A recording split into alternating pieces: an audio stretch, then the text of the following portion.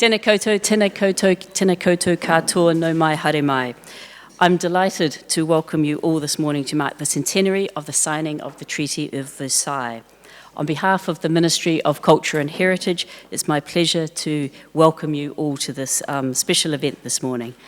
Could I acknowledge in particular our two hosts at Parliament today, Prime Minister Right Honourable Jacinda Ardern and Deputy Prime Minister Right Honourable Winston Peters.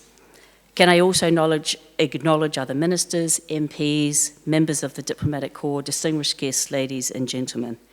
And in particular, can I extend a special welcome to the 6 students sitting up in the front here with me. To begin with, I need to quickly cover off some health and safety messages. In the event of a fire, should the alarms sound, please evacuate the venue via the same route that you entered or via the nearest safe exit and follow the instructions of the wardens.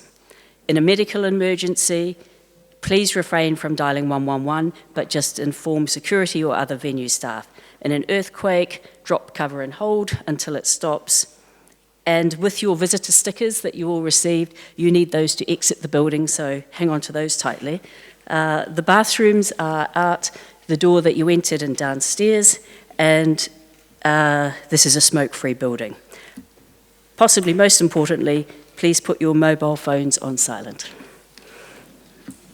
So 100 years ago today, tomorrow, on the 28th of June 1919, the peace treaty with Germany was signed at the Palace of Versailles in France. This was an important event not only in the context of the end of the First World War, but also of New Zealand's role internationally. I'd now like to invite the Right Honourable Winston Peters, Deputy Prime Minister and Minister of Foreign Affairs, to put the Treaty of Versailles into perspective for us and to set the scene for the debate this morning.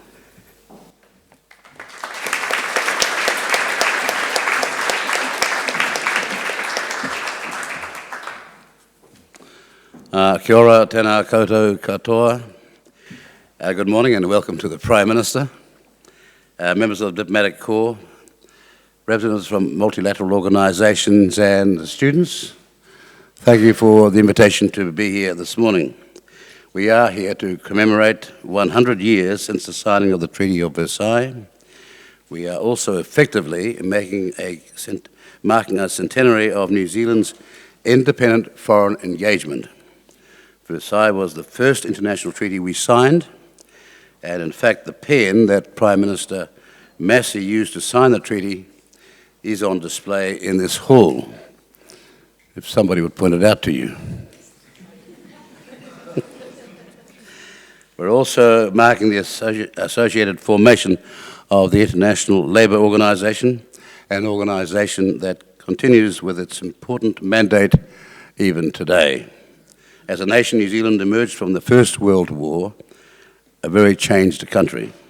We felt the loss of our war contributions very deeply, and over 18,000 men and women were lost, with 5% of our military-aged men killed, the highest percentage among the British Empire's self-governing colonies. Our identity as an independent nation was taking shape.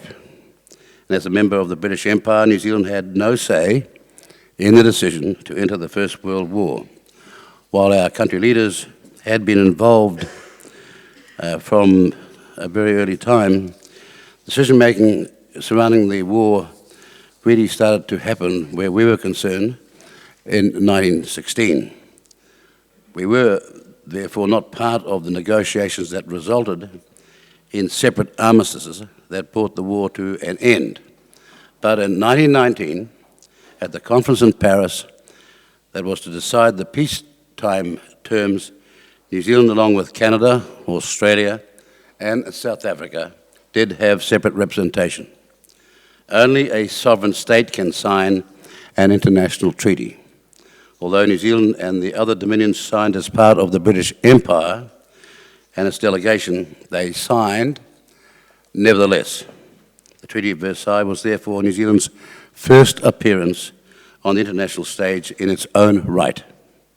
The League of Nations was born out of the Treaty of Versailles and the horrors of war. Its aims included disarmament, preventing war through collective security, settling disputes between countries through negotiation and diplomacy and improving global welfare. New Zealand became a founding member of the League, confirming that New Zealand's independence while still within the British Empire itself. Former German and Ottoman colonies were placed under the supervision of League member states following the war until they were deemed ready to gain independence. Through this process, New Zealand was granted a Class C mandate over Western Samoa, which effectively became a colony of New Zealand until its independence in 1962.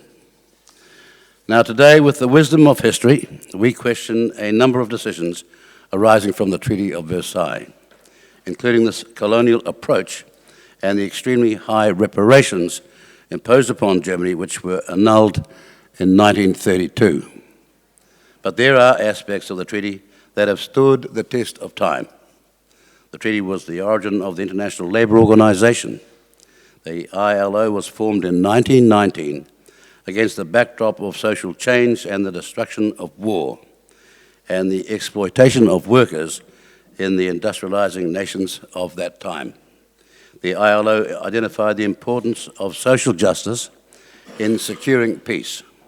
There was also increasing understanding of the world's economic interdependence and the need for cooperation to obtain similar working conditions in countries competing for markets. Today, the ILO brings together governments, employers, and the workers of 187 member states to set labour standards, develop policies, and promote decent work for women and men. New Zealand's long association with the multilateralism has its origins in these organisations. Many of the issues from that time remain highly relevant to New Zealand and to the world. Multilateralism has been fundamental to our engagement on the world stage. As a small country, it provides a forum for our voice and our values and offers us the protection of independent rules and standards and the solution for issues that affect us all. Climate change is an issue of utmost seriousness that is not confined to any one country.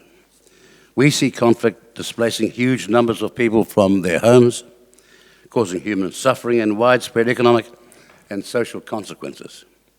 Despite significant gains, human rights are not experienced by all people in the world. International trade underlies the global economic system, and there must be independent means to ensure a level playing field.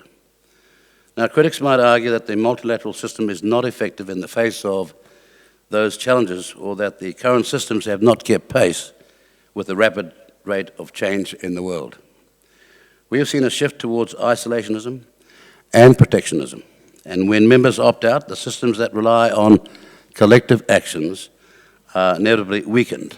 Action is stymied through a lack of consensus and cooperation.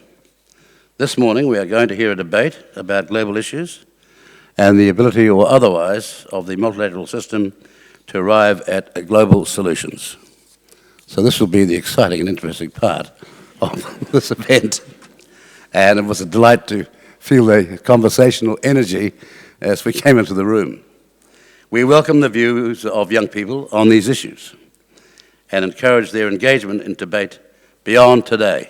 You never know how far a successful debate might take you. To both themes, therefore, the very, very best of luck. Thank you.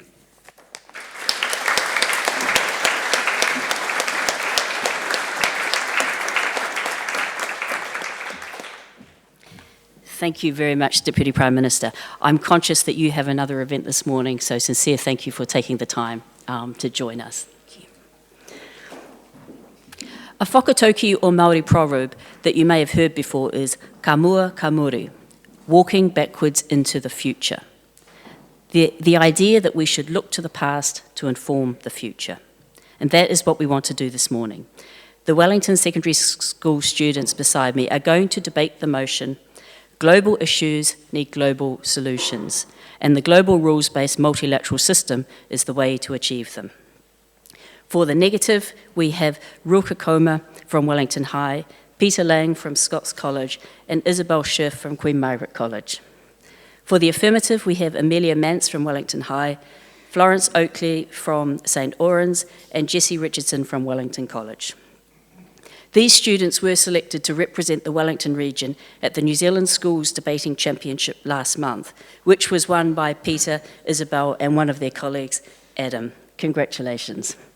Can I also give a particular shout out this morning to Rilke, who only found out she was undertaking this debate at 6:30 this morning. She stepped in for one of her colleagues who unfortunately was unwell. I have to say I am personally heavily invested in this debate, having spent many years working in multilateral policy and multilateral diplomacy. You will either affirm my career choice or call into question the value of the last 10 years of my life. No pressure whatsoever, the affirmative. So, the format of the debate is that the leader of the affirmative is going to start us off on the proceedings. Debaters from each side will take turns. We won't introduce them just to keep things running quickly. There'll be a short bell to indicate when you have 30 seconds remaining, and then another bell when time is up. So good luck. And now I would like to welcome our first speaker, Amelia, to kick off proceedings.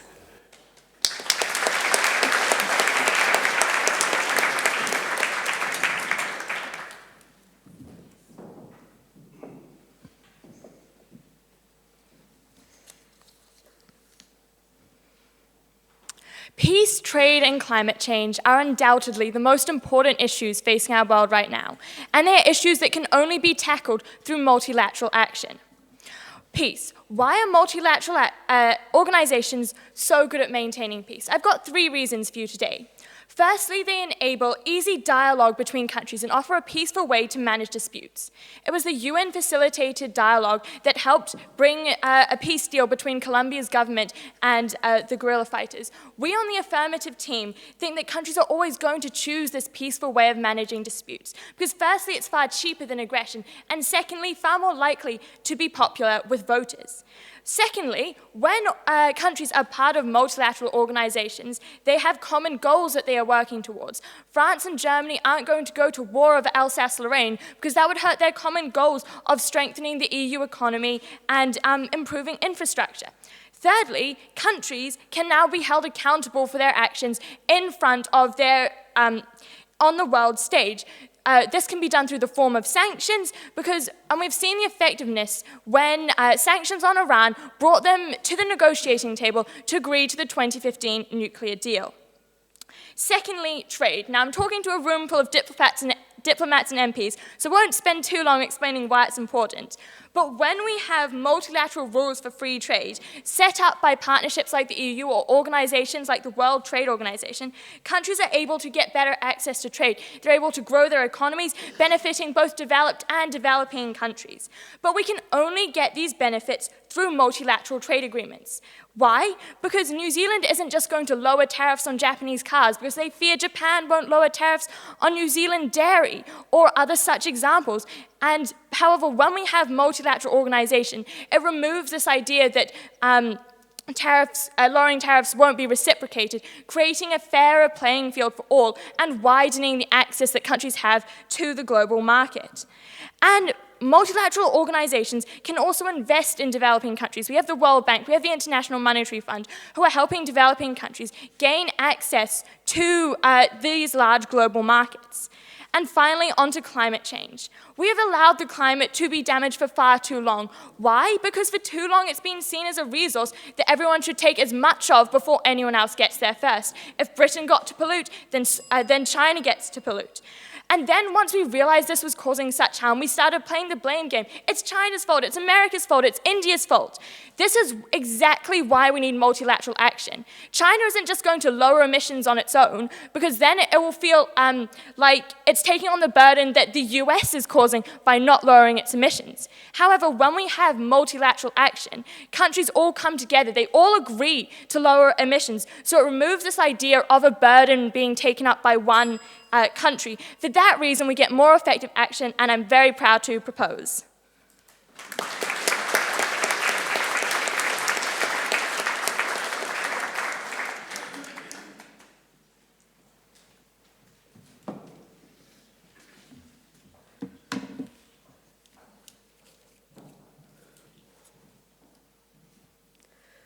When global multilateral organizations are set the task of combating global issues like climate change, what we see is the clashing of heads between global powers as opposed to the harmonious reality that the AF team presented us today. Under AF's definition, we believe that these multilateral organizations like the UN are both toothless and ineffectual, often failing to act in the first place. Amelia did the best she could to find us examples of the UN making peace and doing it well, but the problem is that it's really hard to find these examples because they don't technically exist. For example, despite the fact that she brought up a voting referendum surrounding Colombia, voters don't love UN peace deals because when she told us that Colombia voted against the UN organized peace deal, she actually ignored a bunch of all the other examples that the UN also did wrong. She ignored the most pressing issues like Russia's ongoing invasion of Ukraine despite general UN mithering, or China's expansion to the South China Sea in the face of the ardent CETO protestation. But more than this, in the presence of competing multilateral organizations, such as the power blocks that formed between World War I or NATO and the Warsaw Pact, any war that happens is guaranteed to be quite bad, which means that when wars occur under multilateral organizations and multilateral agreements, they are much larger and much deadlier because treaties encourage integration and the encouragement of neighboring countries to get involved. So let's talk trade. Amelia told us that the multilateral trade organizations like the WTO and IMF and the World Bank act in favor of small countries by providing a fair marketplace for everybody, which completely ignores the truth of the matter. The IMF relies on exploiting developing countries and forcing them to take the loans at ridiculously high interest rates and conditions that serve to hurt them in the long run. For example, when Argentina took the IMF loan in 2001, it was forced by the IMF to adopt a fiscal budget policy to reduce deficits, which led to a decrease in public services that went on to harm the economy and the quality of life. We don't see that as a good thing under our side of the house. But furthermore, all the so-called global banks are set up as proxies for major powers to incur power blocks over other countries, such as US and France jointly own the IMF and the World Bank. China owns the Asian Investment and the Infrastructure Bank. Japan owns an Asian Bank Development. As a result, they specifically target projects that will benefit the country that controls them, which is evident in an example when Ghana was talked into taking in IMF loans. The IMF made it a condition that Ghana stood subsiding its rice industries, making Ghana reliant on importing rice from the United States. That's not a benefit under either side of the house. But finally, on climate change, clarification, it's still here, it's still quite bad. Amelia told us that because climate change is a global issue and that the environment and that the ozone layer was kind of a common resource, that individual countries will have an incentive to oppose and to act against climate change because they are forced into it by multilateral agreements. However, we currently see that this is just completely false and untrue. No action has been taken on multilateral agreements because they are toothless and ineffectual. Proud to propose.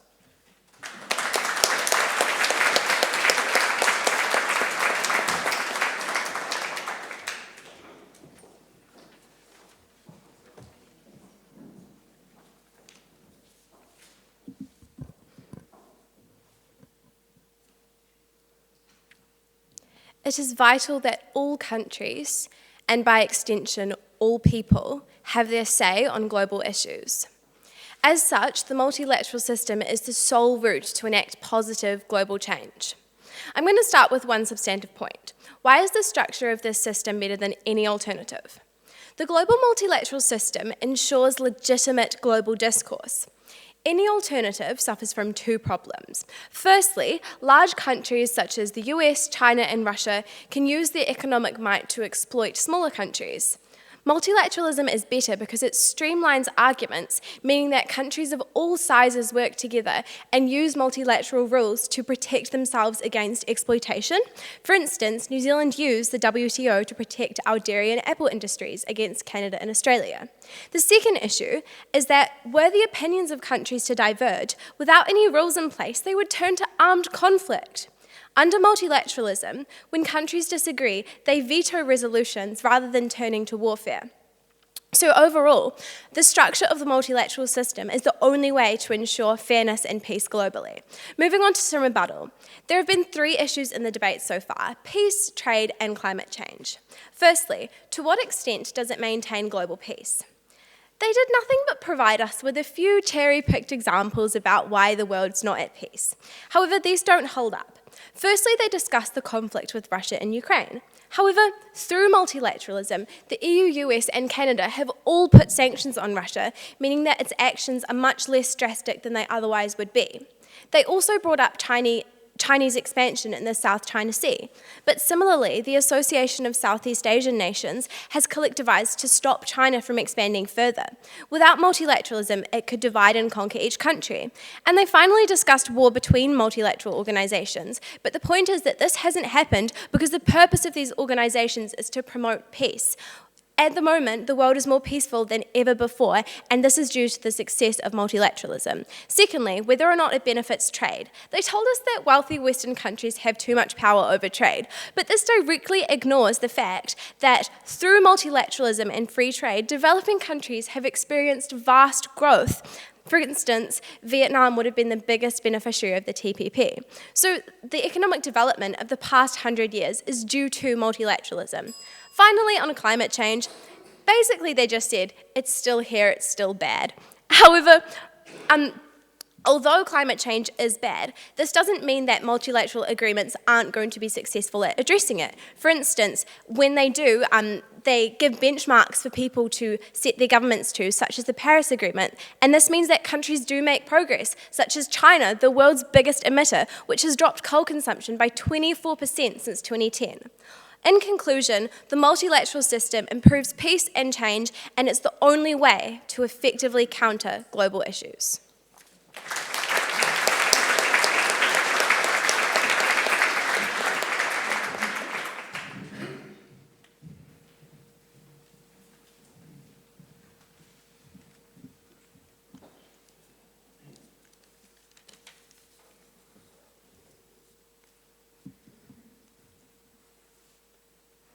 Okay, so Florence told us that without big multilateral institutions for cooperation, large powers would be able to bully smaller countries in order to get their way. But the problem is, Side Affirmative never engaged with the fact that these big multilateral organizations were set up by the big powers to begin with, right? Which leads to a whole range of structural problems, because they used this power they had in designing the rules to shut developing countries out.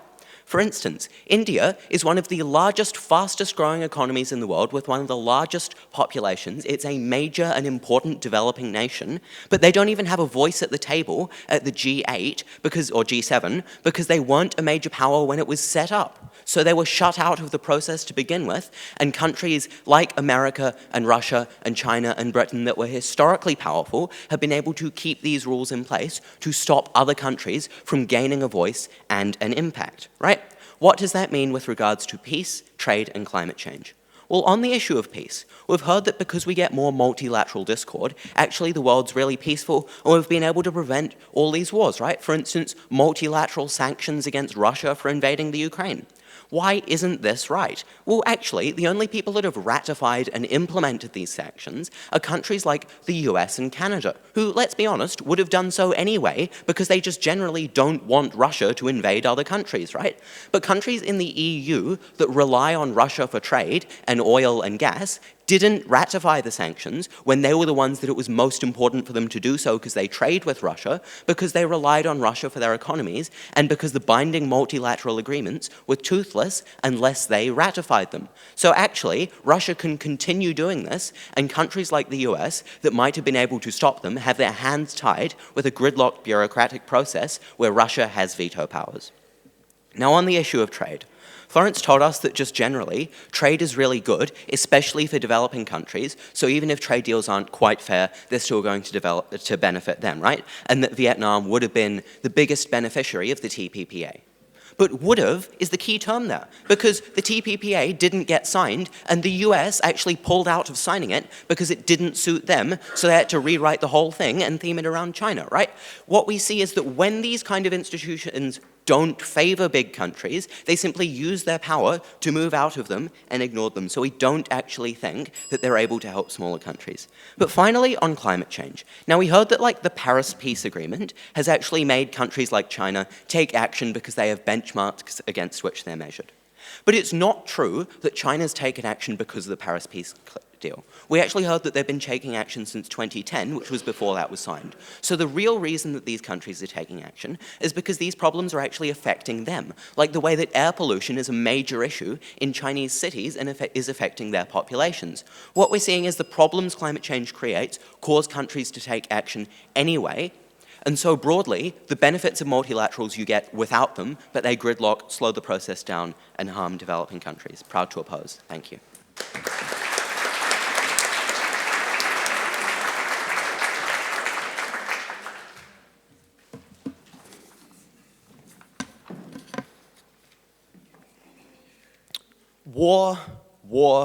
What is it good for? Proving that multilateral organizations are effective peacemakers. In my speech, I'm going to talk about how these organizations can function similarly to unions for less powerful countries, as well as providing some rebuttal. So firstly, let's dive into the issue of peace. We've heard a lot about the example of Russia and how multilateralism has failed there. And while it's true that sanctions haven't been 100% effective, we cannot understate the importance of international credibility when dealing with states like Russia. Yes, the US and its allies would still sanction Russia without the UN, but they'd lose all claim to a moral high ground by acting unilaterally, proving exactly why we need these organizations for legitimacy.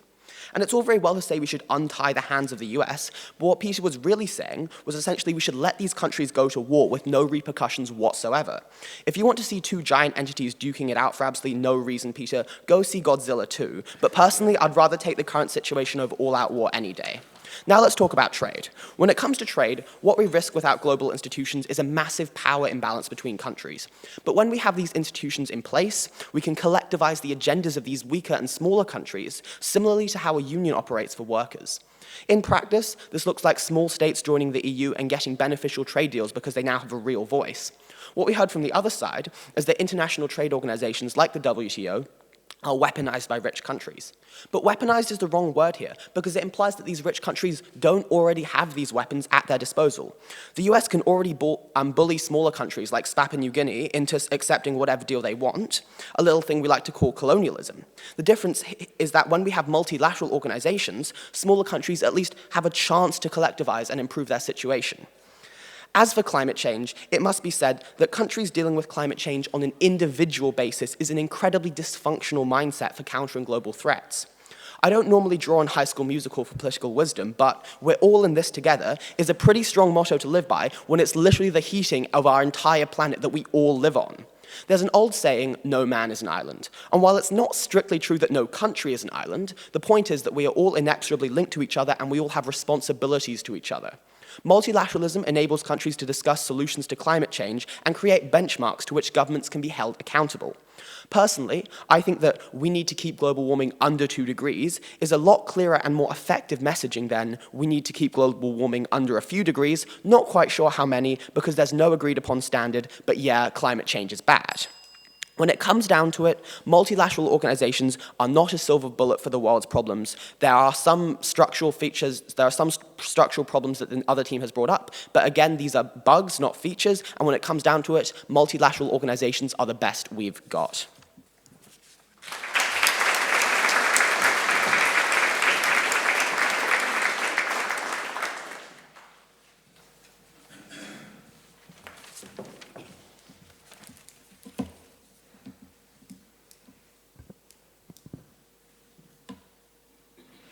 If I was good at drama and performed in London, you could say I was a small actor on a global stage. The reality of multilateral organizations is that small countries, or just countries with short leaders, are still small lead actors on a global stage, and that is why multilateralism isn't working. So firstly, on peace. Jesse told us that small countries, when they band together, can rock up to the UN, make demands of big countries like China and the US, and that those countries are going to listen to them. But this just historically is not true.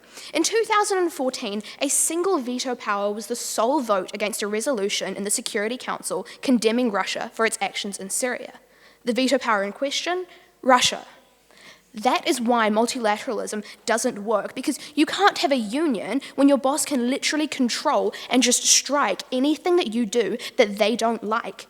What can your country actually do in that case? Can they strike? What does a country striking even actually look like? Peter told you that the UN's process is slow and laborious, as rather than countries simply acting, they have to negotiate every decision they make. And that is why when resolutions do pass, which they rarely do, they take far too long to actually accomplish anything. And it is that toothless, ineffective system that allows China to encroach on territory that isn't rightfully its own in the South China Sea. That doesn't sound like peace to me. So secondly, on trade, what does multilateralism actually do for small countries? Amelia, Florence and Jessie wanted to tell you that it gives little countries a seat at the big kids' table, that when Cyprus joins the EU, Cyprus's interests are amplified on the world stage. The reality is the EU is a proxy for Western nations' interests like Germany, and at the end of the day, it's still just going to be those large countries talking over the heads of these smaller countries. So what about large countries then? What does multilateral trade do for these large nations? Well, we've seen superpowers like China and the US throw tariffs around and left, right and centre, and in response, not only Jessie's random union of small countries, but literally every other member of the World Bank bound together and said, you know what, you need to stop. It sounds great in principle, but all that actually happened was that they fined the US, and when the US was losing billions of dollars a day, what's a couple million more? For that reason, it doesn't help trade. So finally, on climate change, what is driving international climate change progress? It's not actually this agreement, this piece of paper that says, oh, you should probably get some work done around this. It's the fact that climate change has legitimate harms to countries all over the world. America, who didn't even sign on to the climate change agreement, is making progress in climate change, not because of the Paris Agreement, but because of Republican interests tied to floods that are harming their ability to farm and to make money. So at the end of the day, even when we have treaties that allow people to become accountable, the effects of global warming like seawater at your door still exist, and individual countries, regardless of multilateralism, have an interest to progress in the realm of climate change. Now we're here today because 100 years ago, the Treaty of Versailles marked the first attempt at multilateralism. And while well-intentioned, it fell short because it didn't result in peace, it didn't ensure effective trade, and it excluded small countries, and despite our attempts, those issues still exist 100 years on today. Proud to propose.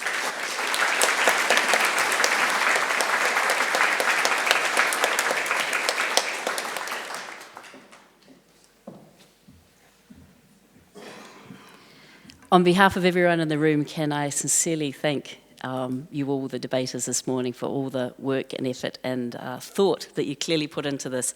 You have given us a really energetic start to our day, more energetic than most of my days, I will admit. Now, there's no judgment, I should have said at the start, there is no judgment as to a winner here. We probably took quite a multilateral approach, actually, and it's up to all of you. But now I'd like to invite the Prime Minister to reflect on what we've heard and New Zealand's place in the world.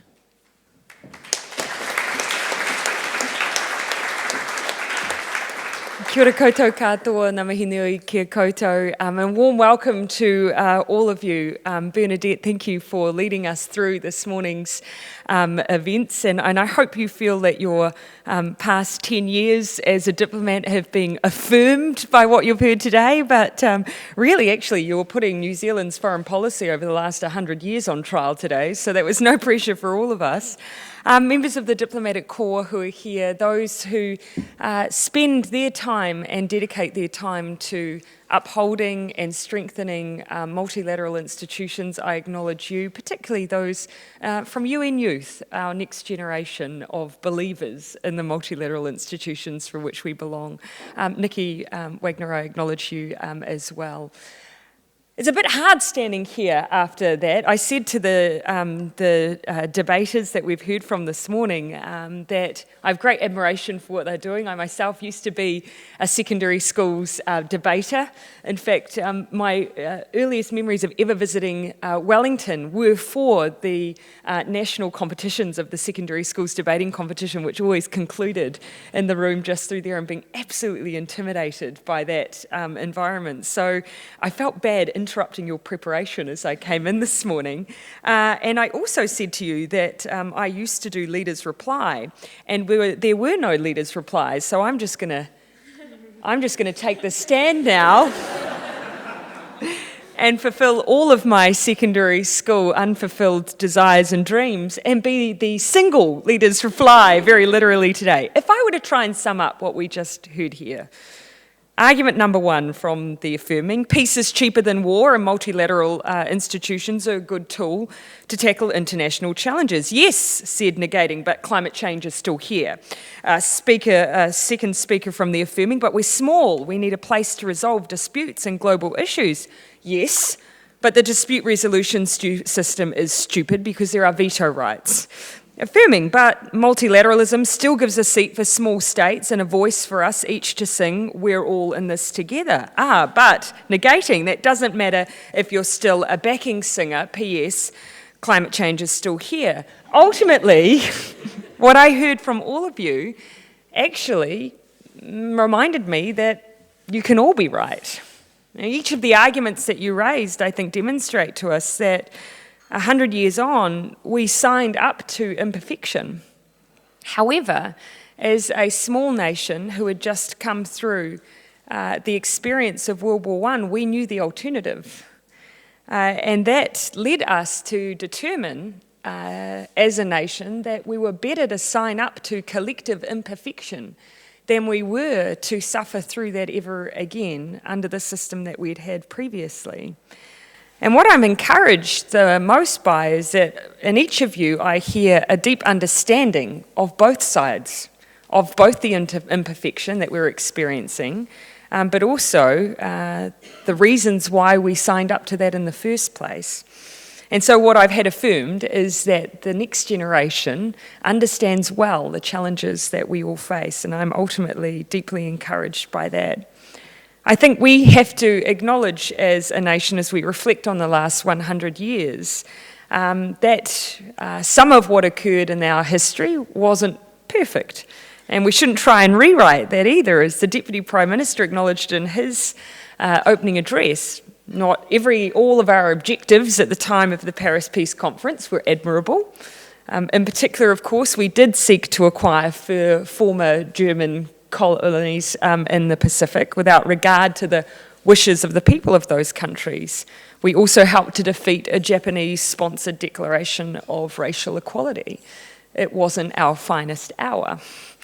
And in commemorating the Treaty of Versailles, I think we have to acknowledge, of course, modern New Zealand doesn't always endorse every action of our past, but nor should we sweep that under the carpet or pretend that that history does not exist.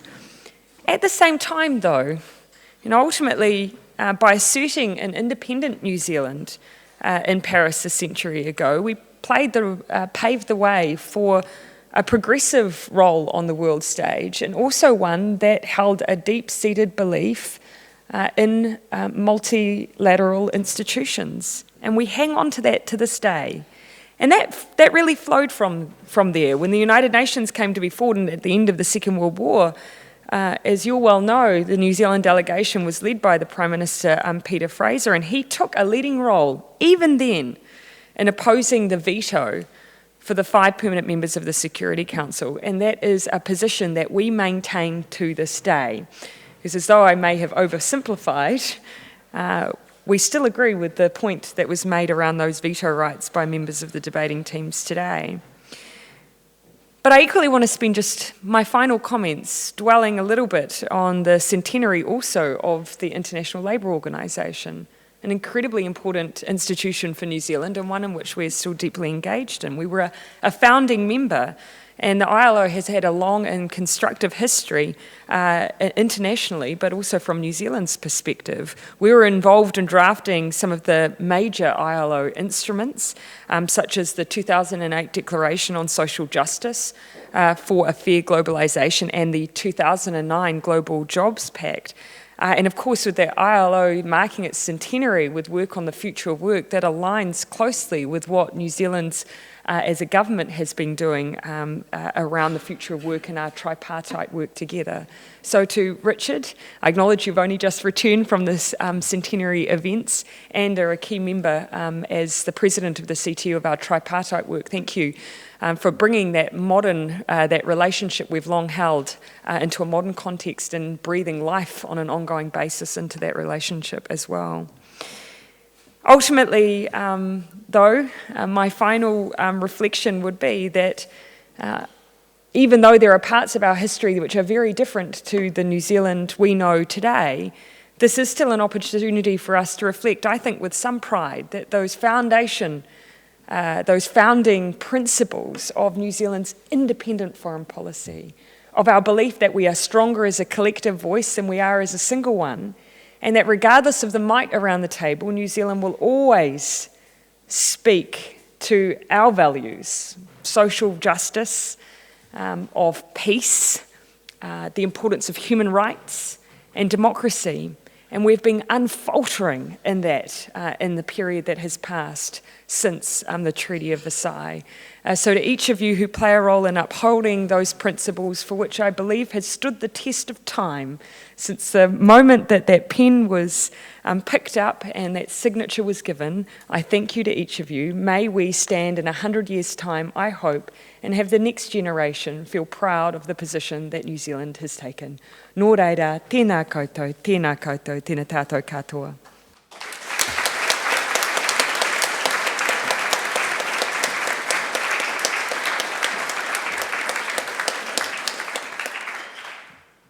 Thank you very much, Prime Minister, particularly for joining us and spending and hosting us this morning. We know you have a busy day ahead, so it really is appreciated.